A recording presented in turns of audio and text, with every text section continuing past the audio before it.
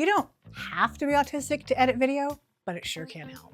My neurotype has a big impact on the way my brain processes and spits out information, and that is directly tied to my video editing.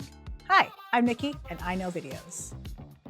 Before I begin, I am not a medical professional. I am a late diagnosed layperson speaking from my own lived experience. I participated in what I feel was a fair and respectful evaluation and received an autism diagnosis, but as well-meaning as that diagnosis was, it exists within a very flawed system that often treats autism like a disease. That's why on a day-to-day basis, I think about myself more in terms of monotropism, but more on that in a minute. I'm using the term autism a lot in this video because, well, that's what's trending right now. Thanks, RFK Jr.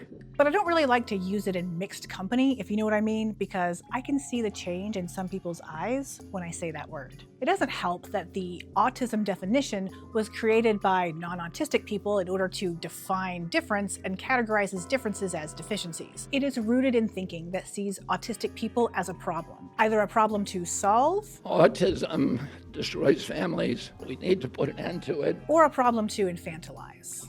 These are kids who will never pay taxes, they'll never write a poem. And I know, now that I've associated myself at all with the term autism, some people won't be able to get past that. And if that is you, go in peace. Are they gone? Great, I'm glad you're still here. Anyway, yes, for me personally, some of the traits that identify me as autistic also help me be a better video editor than I would be otherwise. No, I'm not saying that someone has to be autistic in order to be a good video editor. But there are 3 features of my specific neurodivergence that help me edit video. Number 1, emotional intelligence. There's a misconception that autistic people are bad at emotions, and if you're still here watching this, thank you. And you probably know that's an ignorant and pathologizing take. Like, sure, it's true that some autistic people do experience issues interpreting or displaying emotions in a neurotypical way. Neurotypical people do too. And it's also true some autistic people make a lifelong habit of studying other people and the vibes in order to try and fit in. Listen, don't worry. I know now that I don't usually fit in, and that's okay. It actually makes me pretty empathetic and hilarious. And it also makes me great at sussing out the natural rhythm of a scene, which is obviously a very useful trait for video editing. By the way, the upshot of all of this is that when I'm editing footage of people, my face is a fireworks show of mirror neuron activity. It looks silly, but it means I'm diving deep. Speaking of which, number 2, monotropic flow states. Remember earlier when I mentioned the term monotropism? It's an attention style that heavily correlates with neurodivergence. Now, I say neurodivergence here because I've had some apparently non-autistic friends identify with the concept. There is a lot of anecdotal ADHD overlap, but monotropism.org says it's a theory of autism developed by autistic people, which is one of the reasons I like it so much. Fergus Murray, whose mother was one of the authors of the original study, wrote an excellent piece on the topic called Me and Monotropism, a Unified Theory of Autism, linked in the description, that helped me see my brain in a whole new way. If you're watching this video, I think you'll find that article very interesting. Monotropic minds tend to have their attention pulled more strongly towards a smaller number of interests at any given time, leaving fewer resources for other processes. There's this root image accompanying Fergus's article to serve as a visual metaphor for monotropic and polytropic brains. The difference is exaggerated, of course, this is a metaphor, but I think about that image a lot. There's power in the intensity of the singular focus of the monotropic brain, but the ability to multitask would be really useful.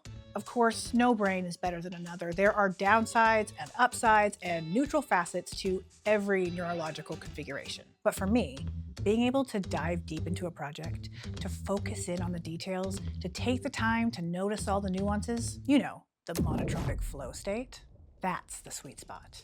And I think that's where I do my most magical editing. Number 3, pattern recognition. The ability to spot patterns is what, to me, feels like a fundamental side of autism. It's not a surefire sign or a prerequisite among autistic people, it's just a pattern we've noticed, you know? Anyway, pattern recognition is great for finding recurring themes, which is very helpful when editing videos for other people. Once I'm familiar with someone's style, I can identify how their latest essay fits within their larger oeuvre Pattern recognition is also great for spotting anomalies. When I know how something is supposed to look, I can spot the peculiarities getting in the way. This comes with a big ol' asterisk because one person's mistake is another person's genre convention. When editing an interview for broadcast news, a jump cut is a no-no. But on YouTube, you can do whatever you want, as long as it fits within the conventions of the channel you're editing for. Anyway, no matter who you're editing videos for, a knack for recognizing patterns and anomalies is incredibly useful in the video editing process. Brains are profoundly complex. Each person's think meat has their own list of helpful and challenging features based on their unique neurological configuration. And obviously brains of all kinds can edit, so no, video editing is not a symptom of autism. This was all just an excuse to talk a bit about neurodiversity and video editing. So thanks for watching. If you have questions or want to get in touch, drop me a line at nikkiknowsvideos.com. Don't forget to like this video if you liked it and subscribe to the channel too, because yes, those things really do help. And thank you. I hope to see you again soon. Thanks. I hope to see you again soon. This is me being a natural person, saying things that people naturally say, in ways that they naturally say them, with tones that they naturally affect, with words that they naturally use, so that I'm a natural person that people naturally like. Okay, and then thumbnail, This is all good. Thank you. I'm a natural person. Yeah. I promise.